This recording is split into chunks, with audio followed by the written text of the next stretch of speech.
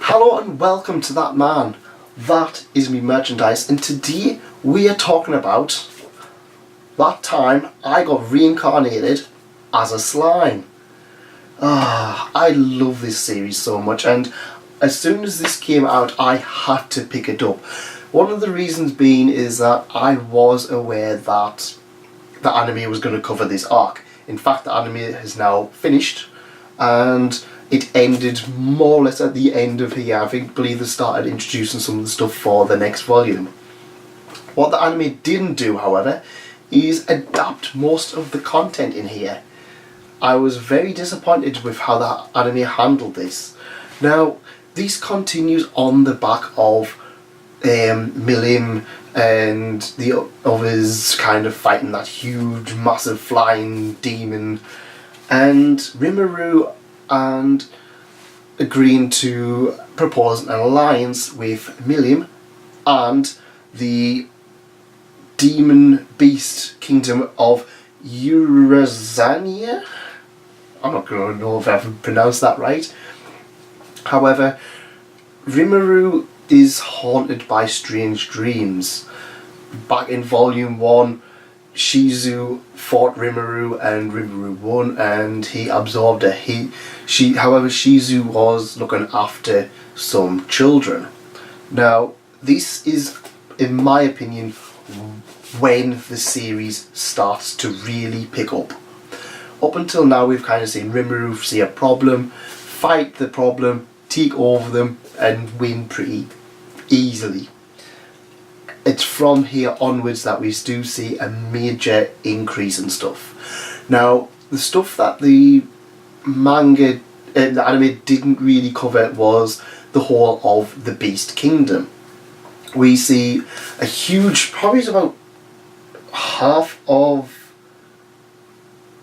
I would probably say the first 128 pages of this is about Rimuru and the Beast Kingdom. Stuff that I kind of felt was a little bit skirted over with the anime. It didn't really cover it. It was kind of like, yeah, I had this dream and I'm going to do this, and it's like, oh, okay, well, you've just skipped loads of it. And we see infighting between the Beast Kingdom and Rimuru's friends. We see a lot of kind of where they gain respect for each other, and it's nice world building. It's not anything hugely major. Yeah, you can still follow the story without it, but for me, the stuff I love about this light novel is the world building stuff, the stuff that connects all of these worlds, like everybody together, and how Rimuru's kingdom is expanding. Whereas in the anime, it kind of felt like they spent a lot of time on, well, see, the promise with the anime is that they ended it 2 episodes early, then did a flashback episode and a little other episode, and it was kind of like, why have you done that when you could have adapted the whole of this a lot better? But we start to see other worlders.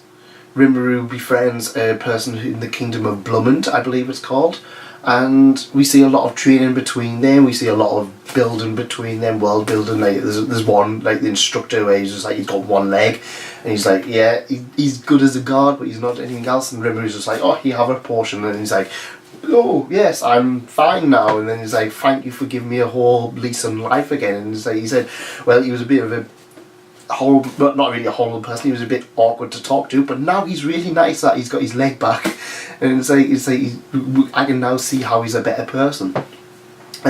We do see, like I said, we see other people, off-worlders. I love all of the kind of references to other series where it's like they basically say, it's like, oh, how's this series going? And it's like, well, actually there's like 80 volumes now, and they're like, oh, it hasn't ended then. And it's like, nope, it's still going. I'm pretty sure that they're trying to reference One Piece, but it's like, I can't remember if it was One Piece or JoJo. It was one of the two.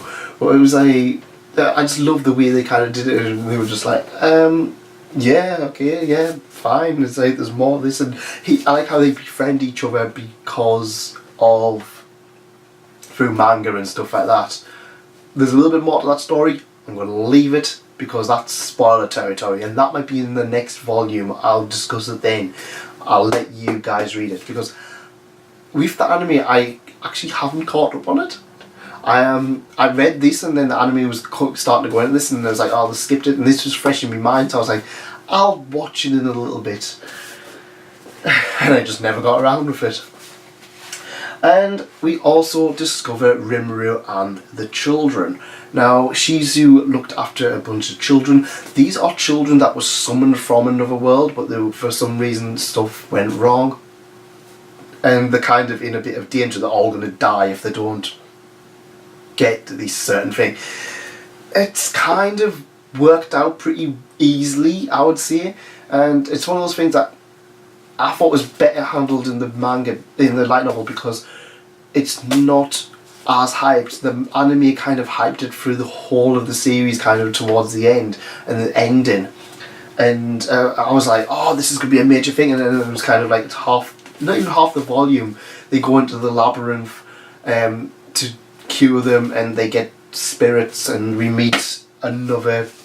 This is something that I kind of was interested, because I thought this character was going to be a major villain, but no, she was like very just misguided, and actually one of the highlights of the light novel, because we don't really get to see much of Milim, and to be honest, we don't get to see a lot of the other characters in Rimuru's circle, so we don't get like Shizu and stuff and Benimaru and all of them as much. It's mainly Rimuru and the kids. That to me is slightly how this light novel is kind of balanced out.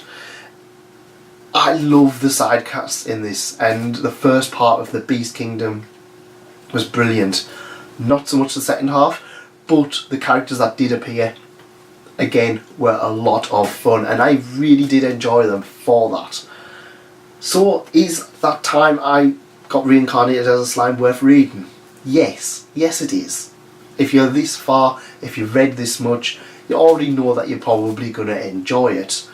And I would really recommend it to anybody who likes light novels. If you enjoyed the anime, definitely check out the light novel. It's definitely worth a read. And I know season 2 is going to be out next year. However, volume 6 will probably be out by then. So you will have the chance to get a little bit ahead of it and see some of the stuff that you will enjoy in season 2. At least I hope so anyways. Well, that's it from me. What did you think of my review of That Time I Was Reincarnated as a Slime Volume 4 of the light novel? Did you enjoy it? What do you think? Have you read the light novel yourself? Are you enjoying that? Let me know in the comments. And if you do want to check something out, why not check out my review of, also from the Yen Press, Silver Spoon. Another great series that I would definitely recommend checking out. And that's it from me. Thank you for coming. Thanks again for staying. Please check out the channel. Like, subscribe, what have you. Thanks again for coming. And have a great day. Goodbye.